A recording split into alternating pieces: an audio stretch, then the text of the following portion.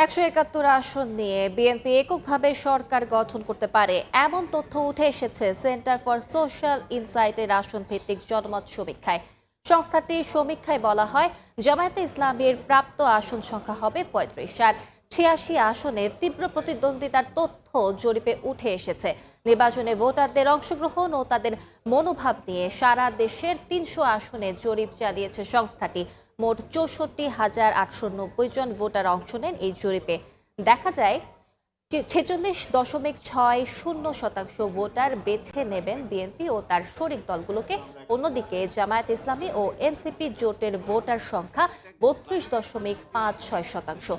এছাড়া ভোট দিতে আগ্রহী 81.06% ভোটার, অনাগ্রহী 9.06%।